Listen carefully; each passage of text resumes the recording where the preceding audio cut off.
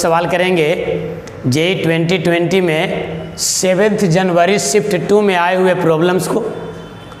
ये problems set theory से उठाया गया है जो आपका सिलेबस 11th में है।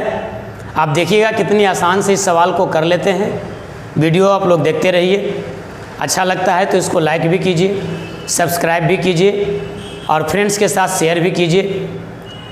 हम आपको बता रहे हैं जेई 2020 के सारे सवाल जो जनवरी में पूछे गए हैं, इसमें अलग अलग प्लेलिस्ट बनाए हैं।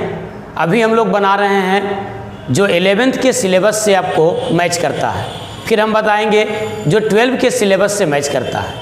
इन सारे सवालों को आप अच्छे से प्रैक्टिस कीजिए। अप्रैल में होने वाले एग्ज़ाम में इससे आपको काफ़ी फ़ायदा मिलेगा। जिस प्रकार का क्वेश्चन जनवरी में पूछा जाता है, आमतौर पर उसी प्रकार का सवाल अप्रैल में भी पूछा जाता है। तो आप इस 2 महीने में वीडियो देख करके निश्चित रूप से मैथ में 4-5 सवाल तो बढ़ा ही सकते हैं। तो देखते हैं सवाल को कैसे बना सकते हैं। बेसिक सवाल, सिंपल सवाल, बिल्कुल एनसीईआरटी के कंसेप्ट पर आधारित सवाल। देखिए कह रहा है कि एक सेट है X जिसके एलिमेंट हैं नेचुरल नंबर का मेंबर और 1 से लेकर के 50 तक। यानी जो सेट X है इसमें एलिमेंट है 1, 2, 3, 4 से लेकर के 50 तक। फिर एक और सेट है A जिसके एलिमेंट हैं multiple of 2। A is a set जिसमें लिखा गया है X such that X is multiple of 2। ये सेट बिल्डर फॉर्म में लिखा हुआ है। इसका मतलब हुआ कि सेट A में जो एलिमेंट है वो 2 का मल्टीपुल है। तो 2 का मल्टीपुल कौन होगा? 2, 4, 6, 8 से लेकर के 50 तक। हम चाहते हैं कि इसकी संख्या निकाल लें, तो NA बराबर होगा 25। 50 में 2 से भाग दे देते हैं, और नहीं तो आप AP लगा सकते हैं कि AP का पहला टर्म है 2, कॉमन डिफरेंस है 2 और लास्ट टर्म है 50। ऐसा कह रहे हैं हम TN बराबर है 50, तो A + N-1 इंटू D बराबर है 50। A का वैल्यू है 2, N-1 और D का भी वैल्यू है 2, तो N-1 इंटू 2 बराबर 48, यानी N-1 बराबर 24, यानी N बराबर 25। आप ऐसे भी बना सकते हैं। लेकिन बहुत आसान चीज़ होता है जब 1 से शुरुआत होता है कोई चीज़। 1 मतलब 2 का मल्टीपुल पहला 2 है, तो 1 से स्टार्ट हुआ और लास्ट तक है। तो नंबर ऑफ टर्म निकालने के लिए लास्ट टर्म में से फर्स्ट टर्म को आप डिवाइड कर दीजिए तो 25 मिल जाएगा। नहीं आता है तो ये सिंपल AP का प्रॉब्लम है, आप बना सकते हैं। एक सेट है B जिसमें एलिमेंट है क्या भाई? तो X is a multiple of 7, यानी 7 का मल्टीपुल है वो सेट B का एलिमेंट है। तो 7 का मल्टीपुल हो गया 7, 14, 21 और लास्ट हो जाएगा 49, क्योंकि X जो है 50 से ज़्यादा तो है ही नहीं, तो हमको 49 तक ही लेना है। तो आप बताइए कि B में एलिमेंट की संख्या कितनी हो जाएगी? तो 49 में 7 से डिवाइड कर देंगे, यानी कितना हो जाएगा? 7। लेकिन जैसे ही A और B लिखे तो आपको ये बात सोच लेना चाहिए कि कुछ एलिमेंट ऐसे हैं जो A और B दोनों में है। कौन सा एलिमेंट? तो जो 2 का भी मल्टीपुल है और 7 का भी मल्टीपुल है, यानी 7 और 2 का एलसीएम 14। यानी जो 14 का मल्टीपुल है वो A में भी शामिल हो और B में भी शामिल हो गया है। और A और B दोनों में जब कोई चीज़ शामिल होता है तो उसको बोलते हैं A इंटरसेक्शन B। यानी A इंटरसेक्शन B का जो एलिमेंट है वो है 14, 21, 42, फिर 50 हो जाएगा। 14 तिहाई 42 के बाद 14 चौका 56 ज़्यादा हो जाएगा, यानी इसमें 3 एलिमेंट है। NA इंटरसेक्शन B बराबर 3। सवाल फिर से पढ़ते हैं। सवाल कहता है कि X से एक सेट है X, एक सेट है B, एक सेट है B। कहता है find the number of elements in the smallest subset of X। तो X का स्मॉलेस्ट सबसेट होता है A यूनियन B, यानी हमको निकालना है NA यूनियन B में कितने एलिमेंट हैं।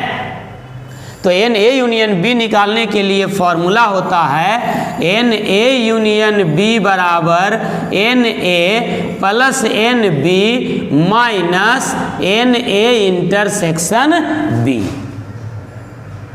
एन ए यूनियन बी बराबर होगा n A plus n B minus n A intersection B. हो सकता है उधर आपको नहीं दिख रहा हो, तो हम लोग ऐसा लिख देते हैं एन ए यूनियन बी बराबर होगा n A plus n B minus n A intersection B. अब दिख रहा होगा, तो ये हो जाएगा एन ए यूनियन बी बराबर ए के एलिमेंट की संख्या है 25, बी के एलिमेंट की संख्या है 7 और ए इंटरसेक्शन बी में एलिमेंट है 3, यानी 25 और 7 32 में से 3 गया, ये हो गया आपका 29। यही इस सवाल का जवाब था। कहिएगा इसमें ऑप्शन नहीं था, तो इस बार से सवाल कुछ ऐसे पूछे जाते हैं जिसके आंसर इंटीजर में होते हैं। ये उन्हीं सवाल में से एक था, पैटर्न समझिएगा। आइए इस सवाल को अगर जल्दी में बनाना रहता तो हम कैसे बनाते हैं, इसको दूसरे तरीके से देखते हैं। हम लोग को ये पता चल गया है कि x में कितने एलिमेंट हैं, a में कितने एलिमेंट हैं, a इंटरसेक्शन b में कितने एलिमेंट हैं। अगर फॉर्मूला आपको याद नहीं है तो a यूनियन b निकालने के लिए आप वेन डायग्राम भी यूज कर सकते हैं। तो ये आपका दिया हुआ था x क्या दिया हुआ था 1 से 50 तक, यानी इसमें टोटल एलिमेंट हैं 50। इसमें एक सेट है A जो 2 का मल्टीपुल है, एक सेट है B जो 7 का मल्टीपुल है। तो B वाले A वाले एलिमेंट में आपको मिल गया था कितना 25, B वाले एलिमेंट में आपको कितना मिल गया था 7 और A इंटरसेक्शन B में आपको कितना मिल गया था 3, यानी 25 एलिमेंट ऐसे हैं जो 2 का मल्टीपुल है और 1 से 50 के बीच में है। 7 एलिमेंट ऐसे हैं जो 7 के मल्टीपुल हैं और 1 से 50 के बीच में है। और ये इंटरसेक्शन बी का मतलब हुआ 1 से 50 के बीच में वो एलिमेंट जो 2 का भी मल्टीपुल है और 7 का भी मल्टीपुल है, यानी 14 का मल्टीपुल है। तो ऐसे एलिमेंट हो गए 3। तो जब वेन डायग्राम से सवाल बनाते हैं तो सबसे पहले इंटरसेक्शन वाले कॉलम को भरते हैं। तो इंटरसेक्शन में हो गया आपका 3। फिर देखते हैं ए का एलिमेंट आपका कितना है भाई, तो ए का एलिमेंट है 25, तो 25 में से 3 घटा देंगे, यानी ये हो गया 22। देखिए ए वाले बॉक्स में 25 रह ही गया, ए वाले एलिमेंट में 25 हो गया। बी वाले सेट में कितने एलिमेंट हो गए भाई, तो 7 है, यानी 3 पहले से लिखा हुआ है तो यहाँ 4 हो गया। तो ए यूनियन बी का मतलब क्या हुआ, ए वाला भी बी वाला भी और जो दोनों में है वो भी। तो ए इंटरसेक्शन बी हो गया 22 और 3 25 और 4 29, यही आपका आंसर था। यानी 29 एलिमेंट ऐसे हैं जो ए और बी दोनों में है। यानी स्मॉलेस्ट एक्स का जो सबसेट है, एक्स का जो स्मॉलेस्ट सबसेट है उसमें कितने एलिमेंट होंगे, तो 29 एलिमेंट होंगे। तो आप देख रहे हैं कितने आसानी से सवाल बन जाता है। बहुत ज़्यादा प्रेशर लेने की ज़रूरत नहीं है, जितना आप पढ़े हैं उसको आप रिवाइज करते रहिए। अप्रैल 2020 के एग्ज़ाम के लिए मैं आपको बहुत मदद करूंगा।